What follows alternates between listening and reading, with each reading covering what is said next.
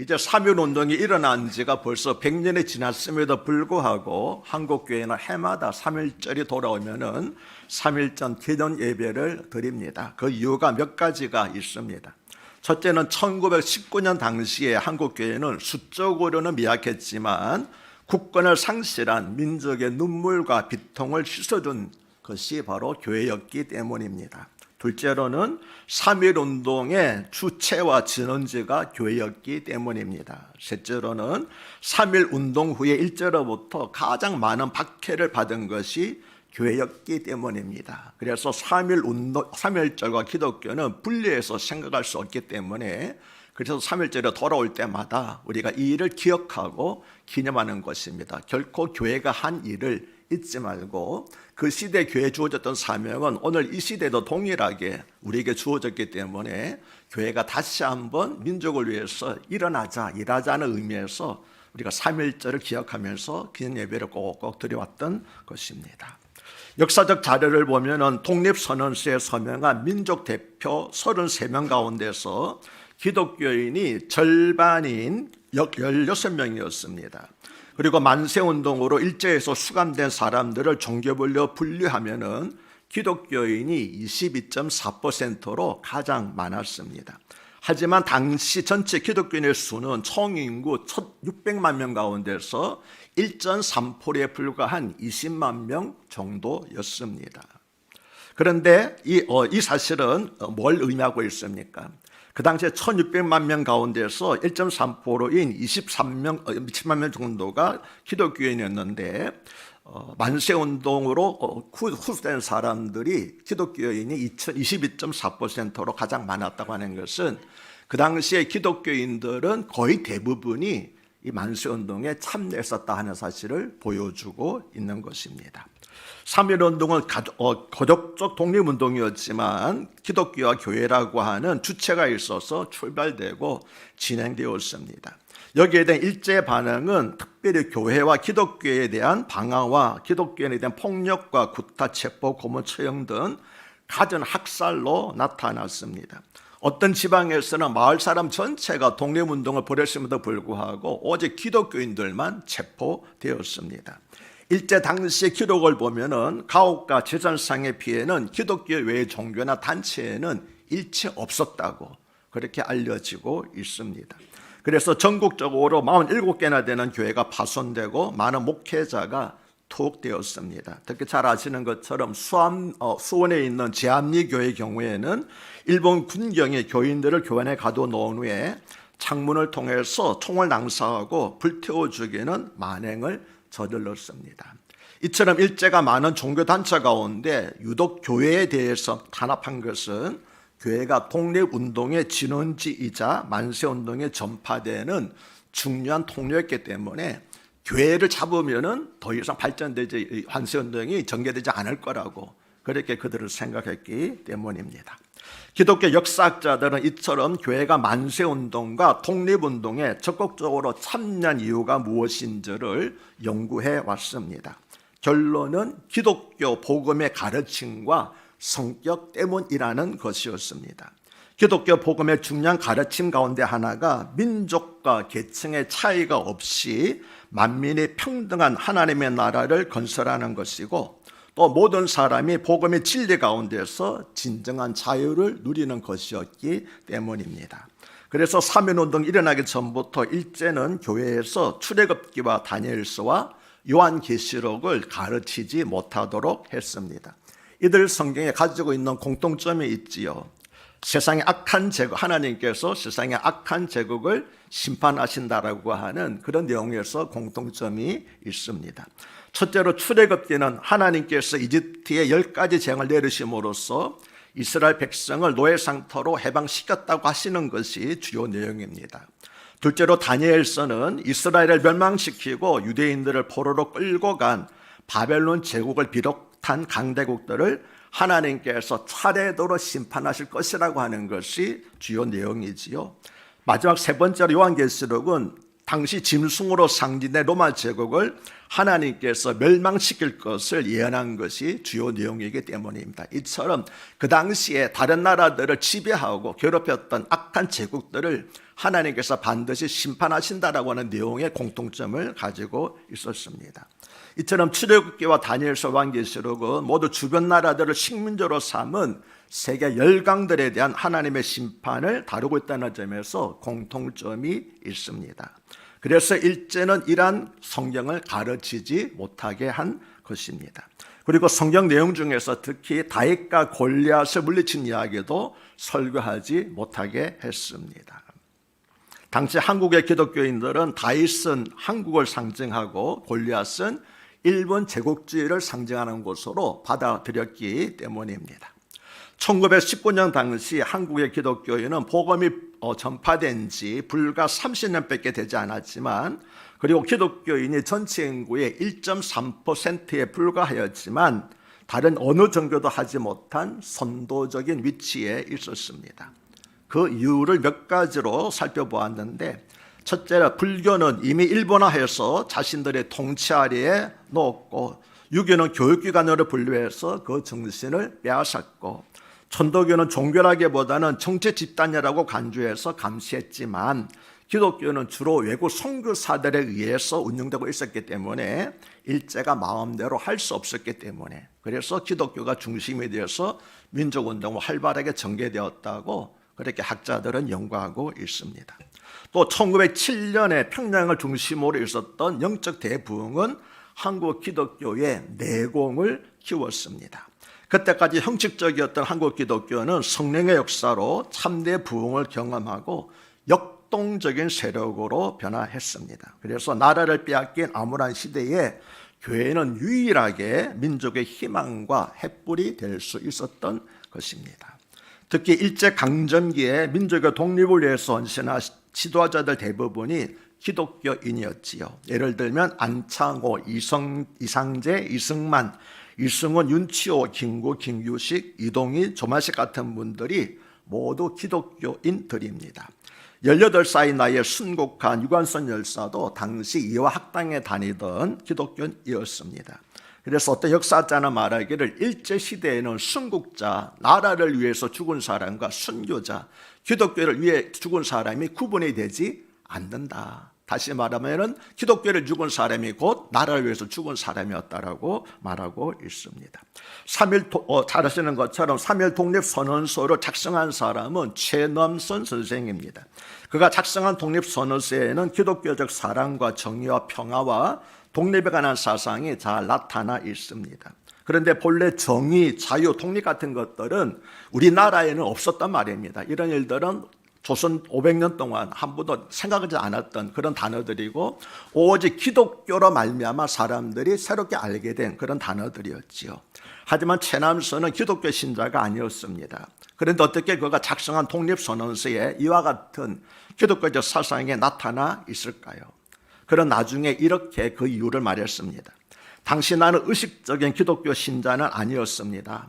그러나 나는 어려서부터 기독교 서적을 읽었고, 당시 애국지사들은 대개가 기독교 교인들이었던 만큼 그들과 자주 만나 교제하는 동안 자연히 기독교적인 사상을 갖게 되었습니다.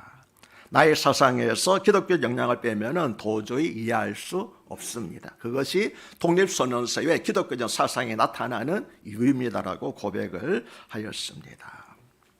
3.1운동은 한국 역사에서 민주공화제 국가를 탄생시키는 계기가 되기도 하였습니다. 3.1운동은 양반 지배자 중심의 왕조적 질서를 걷어내는 계기를 만들었기 때문입니다. 3.1 독립선언서에는 새로 세울 나라는 백성의 주인이 되는 민주의 나라라는 사실을 분명히 밝혔습니다.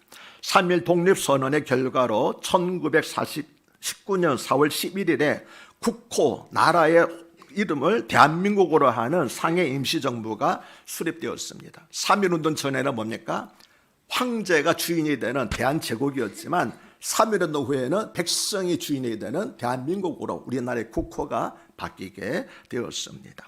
3.1운동의 민족 지도자였던 이승훈 선생님은 체포되어서 일제 법정에 섰을 때에 어떤 나라를 세우려고 했느냐고 하는 일본 재판관의 질문에 두려움 없이 단호하게 백성이 주인이 되는 나라라고 대답을 하였다고 합니다. 일제강점기의 한국교회는 성경과 찬송가를 널리 보급하기 위해서 한글을 가르쳤습니다. 그래서 교인들은 한글로 된 성경과 찬송가를 열심히 배우고 신나게 불렀습니다. 이렇게 교회를 통해서 한글이 보급됨으로써 문맹률이 크게 낮아지고 그 결과 쉽게 최신 정보를 접하게 됨으로써 백성의 의식 수준이 어느 때보다도 훨씬 높아지게 되었습니다. 그런데 교회에서 가르치는 성경과 찬송가는 한글을 보급한 공로 외에도 우리 민족의 지금 어떤 처지에 있는지 민족의 형실을 바로 알려주고 실망에 빠진 한국인들에게 용기를 주었습니다. 성경은 하나님께서 이스라엘을 이집트의 지배에서 벗어나게 하셨다고 가르쳤습니다. 한국의 기독교인들은 이것을 하나님께서 일제 억압에서 우리 민족을 반드시 해방시켜 주실 것이라고 하는 해방에 대한 약속으로 받아들였습니다. 그래서 출애굽기는 곧 해방의 메시지였던 것입니다. 찬송가도 절망에 빠진 한국인들에게 희망을 주었습니다. 우리가 조금 전에 함께 불렀던 삼천리 반도 금수강산 하나님 주신 동산이라고 시작하는 찬송가 580장 누가 지었다고요? 독립지사였던 남국호 선생님이 기록해서 우리 민족들의 의식을 고취시켰던 그런 내용입니다. 다시 말하면 지금 우리가 일제강압기에 어려운 형편에 있지만 반드시 우리에게 밝은 새날이 온다. 그래서 우리가 지금 내일을 위해서 준비하는 백성으로 살아야 하지 않겠느냐라고 만든 곡이 바로 580장 우리가 방금 불렀던 찬송인 겁니다. 이처럼 교회는 성경과 찬송가로 독립운동을 하였습니다. 또 기독교는 여성들에게 교육의 기회를 주고 민족의식을 심어주었습니다. 전통적인 유교사회에서는 여성들은 남성에게 종속된 존재였었지요. 하지만 성경은 남성과 여성이 똑같이 하나님의 형상을 따라 지음을 받은 동등한 존재라고 가르쳤습니다. 그리고 기독교는 그 이전에는 이름도 없었던 여성들에게 고유한 이름을 지어주었습니다. 하나의 인격체로 인정하게 된 것입니다. 그리고 천대받던 여성들에게 교육의 기회를 주었습니다. 교육받은 이들은 교회에서 교육을 받은 후에 사회로 나아가서 한국 사회의 여성 지도자들이 되었습니다. 일제하의 대표적 여성단체는 기독교의 YWCA였으며 대표적인 여성 독립운동단체는 기독교인들이 주도했던 근우회라고 하는 단체였습니다. 일제하에서 거의 모든 90% 이상의 여성 지도자들은 모두가 다 어느 종교였을까요? 기독교인이었습니다. 실로 놀라운 점은 소극적이고 수동적인 것으로 알았던 여성들이 만세운동의 주도적 역할을 하였으며 교회 여전도회를 중심으로 민족운동의 열기가 지방까지 계속 확산되어 나갔다는 사실입니다. 한편 일본은 한국 사회에 수많은 잘못된 문화를 인식했습니다. 술과 담배뿐만 아니라 아편과 공창 등 많은 퇴폐 문화를 한국 교회에 심었습니다. 이러한 정책은 일제뿐만 아니라 침략국가나 독재국가에서 보편적으로 일어나는 현상이죠. 사람들의 정신을 퇴폐하게 해가지고 독립운동을 일으키지 못하도록 하는 것이 보통 침략국가, 독재국가들의 일반적인 정책입니다.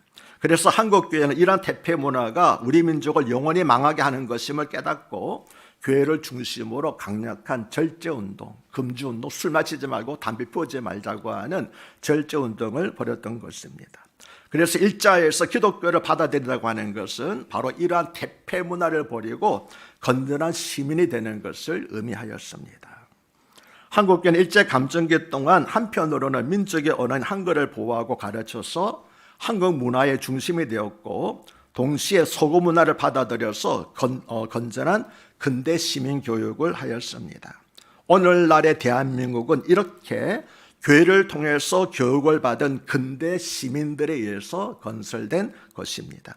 그래서 기독교는 자연스럽게 대한민국의 건국 세력의 중심이 되었습니다. 상해 임시정부의 수반이었던 김구 선생님은 이렇게 말했지요. 새로 세워질 대한민국은 기독교 진리 위에 세워져야 합니다. 경찰서 하나 세우는 것보다 예배당 하나 세우는 것이 우리 민족에게 더 중요한 일이고 우리 민족이 사는 길입니다. 경찰서보다 예배당을 세우는 것이 더 중요하다. 그래서 우리 민족은, 우리 정부는 기독교 진리를 세우려 한다라고 그렇게 이야기를 하였습니다. 대한민국의 초대 대통령이 이스만 박사도 기독교인이었으며 해방이 되어서 첫 번째 지역국회가 열렸을 때도 이윤영 목사님의 기도로 지역국회가 시작이 되었습니다. 이처럼 3.1운동 당시에 기독교인들은 신앙 따로, 그들의 삶 따로가 아니었습니다. 3.1운동은 우리 역사 가운데서 가장 대표적인 독립운동이자 또한 신앙운동이었던 것입니다. 3.1운동으로 말미암아 기독교는 일제로부터 가장 큰 핍박을 받았지만 오히려 이 사건은 기독교가 한국에 크게 자리 잡는 계기가 되었습니다. 왜냐하면 3.1운동 후에 국민들은 애국자는 곧 기독교인이라는 인식을 갖게 되었기 때문입니다. 그 결과 그전에는 소수 종교에 불과했던 기독교가 우리 대한민국 한국 사람들의 국민 종교로 자리를 잡게 되었던 것입니다. 이처럼 일제강점기의 한국교회는 나라를 잃고 시리에 빠진 우리 민족에게 복음을 통해서 희망을 주고 각종 민족운동과 독립운동에 참가했으며 많은 지도자들을 양성하여 민족과 역사에 크게 기여를 했습니다. 100년 전에는. 그러나 100년 전에는 민족의 희망이자 햇불이었던 한국교회가 100년 후엔 지금은 도리어 지탄의 대상이 되어 있습니다. 정의를 가르치는 기독교가 각종 불의로 얼룩졌습니다. 많은 교회와 기독교인들의 사건 사고로 인해서 지금 한국교회는 비난의 대상이 되었습니다. 하나님의 거룩하신 이름이 교회와 그리스도로 인해서 조롱을 당하고 있습니다. 교회가 세상을 걱정하는 것이 정상인데 세상의 도리어 교회를 걱정하는 비정상적인 현실이 되었고, 세상 사람들을 믿지 않는 사람들은 목사를 목사라고 부르지 않습니다. 뭐라고 부릅니까? 먹사라고 부릅니다. 먹는 것만 즐기는 사람이라고 그래서 목사가 아니라고 먹사라고 하는데, 여기에 대해서 아무런 우리가 반론하지 못하는 것이 비참한, 비통한, 부끄러운 우리들의 현실인 것입니다. 예수님은 제자들에게 너희는 세상의 소금과 빛이다라고 말씀을 하셨습니다. 그리고 만일 소금이 그 맛을 잃으면 무엇으로 짜게 하겠느냐고 물으셨습니다. 이 말씀은 그리스도인이 소금 역할을 하지 않으면 세상은 부패할 수밖에 없다는 것입니다. 그러므로 지금 우리가 살아가고 있는 이 사회가 부패하고 불의한 세상이 된 것은 무엇보다도 세상에 소금이 되지 못한 그리스도인들에게, 우리들에게 일차적인 책임이 있는 겁니다. 왜 그렇습니까? 예수님 말씀하시기를 소금이 맛을 잃으면 무엇으로 짜게 할 수 있겠느냐, 무엇으로 부패를 막을 수 있겠느냐. 그런데 누가 소금입니까? 너희는, 우리가 있잖아요. 우리가 소금이 되지 못하는데 어떻게 세상에 부패를 방지할 수 있겠습니까? 예수님은 또 이같이 너희 빛이 사람 앞에 비치게 하여 그들로 너희 착한 행실을 보고 하늘에 계신 너희 아버지께 영광을 돌리게 하라고 말씀을 하셨습니다.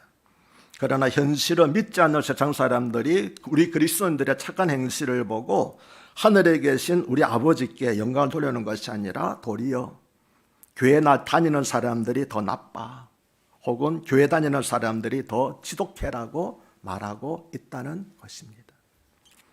3.1운동을 주도한 한국교회는 3.1 통일선언문과 함께 독립단 통고문이라는 것을 만들어서 보급을 하였습니다. 그 내용은 크게 세 가지였습니다. 첫째는 매일 오후 3시에 기도하기, 둘째는 주일에는 금식하기, 셋째는 매일 성경을 한 장씩 읽기였습니다. 그런데 매일 읽는 성경이 요일마다 달랐습니다. 월요일에는 이스라엘을 멸망시킨 아수르에 대한 하나님의 징벌을 예언한 이사야서 10장을 읽었습니다. 화요일에는 이스라엘을 범죄함으로써 하나님께서 당신의 백성을 버리셨다고 꾸짖는 에레미야 12장을 읽었습니다. 수요일에는 이스라엘 백성이 다른 민족에게 침략을 받아 고통을 받게 되리라고 하고 예언한 신명기 28장을 읽었습니다. 목요일에는 고난당하는 기독교인들에게 기도와 인내를 권면하는 야고보서 5장을 읽었습니다. 금요일에는 비록 죄를 범했다 할지라도 이스라엘 백성이 하나님께 나와서 회개하면 하나님께서 반드시 구원해 주신다고 하는 이사야서 59장을 읽었습니다. 그리고 토요일에는 장차 나타날 영광에 비하면 지금 우리가 겪고 있는 고난은 아무것도 아닙니다라고 하는 로마서 8장을 읽었다고 알려지고 있습니다. 이것은 우리 민족의 독립은 역사를 주관하시는 전능하신 하나님의 도움으로 말미암아 반드시 이루어질 것이라고 하는 그 당시 기독교인들의 믿음과 신앙을 고백한 것이었습니다. 그리고 우리 하나님께서는 우리 민족, 특히 한국의 고통과 염원을 여면치 않으시고 3.1운동이 일어난 지 25년 후인 1945년에 일제 지배에서 벗어나게 해 주셨습니다. 오늘 설교 본문에 수록되어 있는 엑소더서는 주전 5세기에 바벨론의 포로로 끌려간 유대인들의 이야기를 기록한 것입니다. 특히 오늘 본문은 바벨론으로 포로가 끌려간 유대인들이 그곳에서 하만이라고 하는 자의 음모로 몰살을 당할 위기에 처한 상황을 보여줍니다. 하만은 그 당시 페르시아 제국의 제2인자였는데 역사적으로는 유대 민족의 철천지 원수인 아말렉 사람의 후손이었습니다. 따라서 사탄은 하만을 이용하여서 유대 민족을 말살시키려고 한 것이었습니다. 왜냐하면 사탄을 영원히 멸망시키기 위해서 오실 메시아가 어디서 태어난다고요? 유대 민족 가운데서 나올 것을 사탄이 알고 있었기 때문입니다. 그래서 궁전의 문지기로 했던 모르드게를 비롯한 모든 유대인들은 애통하고 금식하며 울며 부르짖고 또 굵은 벼옷을 입고 재에 누웠습니다. 그런데 모르드게라고 하는 이름의 뜻이 작은 사람이라고 하는 뜻입니다. 그런 점에서 이것은 골리앗과 다윗의 싸움과도 같은 것이었습니다. 왕의 총애를 한몸에 받는 막강한 권세자 하만이 골리앗과 같은 거인이었다면 모르드게를 비롯한 유대인들은 아무런 힘이 없는 작은 자들이었기 때문입니다. 그리고 이 사실은 군사대국 일본에 대항하여 총칼 대신 손에 쥔 태극기를 흔들면서 대한민국 만세를 불렀던 우리 믿음의 선진들을 오버랩시키고 떠오르게 하고 있지 않습니까? 일찍이 다윗은 골리앗과 싸울 때 너는 칼과 창과 단창으로 내게 나오거니와 나는 만군의 여호와의 이름 곧 너가 모욕하는 이스라엘 군대 하나님의 이름으로 내게 나아가느라고 하였습니다. 우리가 믿는 하나님은 약한 자를 들어서 강한 자를 부끄럽게 하시는 분입니다. 자비하신 하나님께서는 작은 사람들의 회개와 간구를 보고 들으셨습니다. 그래서 왕비 에스더를 통하여서 유대 민족을 구원하셨습니다. 그리고 자비하신 하나님께서는 힘없고 연약한 작은 자들인 우리 민족의 부르짖음도 들으셨습니다. 그래서 미국을 통하여서 일제의 압제에서 벗어나게 하셨습니다. 하지만 우리 민족은 비록 일제 36년간의 지배에서는 벗어났지만 아직 완전한 해방은 이루어지지 않고 있습니다. 한반도는 여전히 남과 북으로 갈라져 있으며 언제 다시 6.25와 같은 전쟁이 일어날지 모릅니다. 그런데도 정치권은 민생은 아랑곳하지 않고 여야와 좌우로 갈라져 큰 대립을 계속하고 있으며 4월 총선을 앞두고 그 대립이 더욱 심해지고 있습니다. 사회 각 계층의 갈등과 대립도 더욱 심해지고 있습니다. 이러한 때에 한국교회는 100여 년 전에 민족이 햇불이 되었던 것처럼 이제 다시 세상에서의 빛과 소금의 사명을 회복해야 할 것입니다. 바벨론으로 포로로 끌려간 유대인들처럼 한국의 그리스도인들도 전능하신 하나님의 도움을 구하면서 회개하고 애통해야 할 것입니다. 그래서 더 이상 거룩하신 하나님의 이름이 우리로 인하여서 더럽혀지고 조롱을 받는 일이 없도록 해야 할 것입니다. 그리고 정직하게 열심히 일해서 우리 조상들의 피땀으로 물려준 이 나라가 다시는 외세의 발에 짓밟힐 일 없도록 국력을 키워야 할 것입니다. 그렇게 되도록 먼저 나부터 참된 그리스도인으로 살아가야 하겠습니다. 그리고 1907년에 영적 대본과 같은 성령의 역사가 나타나서 다시 한번 한국교회를 깨워주시고 정결케 해주시도록 기도하여 주시기를 바랍니다. 소금의 맛을 잃으면 그 무수로도 짜게 할 수 없지만 소금인 교회가 살아내면 우리 민족도 소생하게 될 것이기 때문입니다. 제가 마지막으로 한 가지 여러분에게 꼭 짚고 넘어갈 역사적 사실이 있어서 이 말씀을 드리고 오늘 설교를 마치겠습니다. 우리나라가 일본에 강제적으로 합병당한 것은 1910년이었습니다. 그런데 3.1운동은 그로부터 9년 후인 1919년에 일어났습니다. 여러분 생각해 보십시오. 1910년 합방되었으면 독립운동은 그로부터 2, 3년 후에 일어나지 되지 않겠습니까?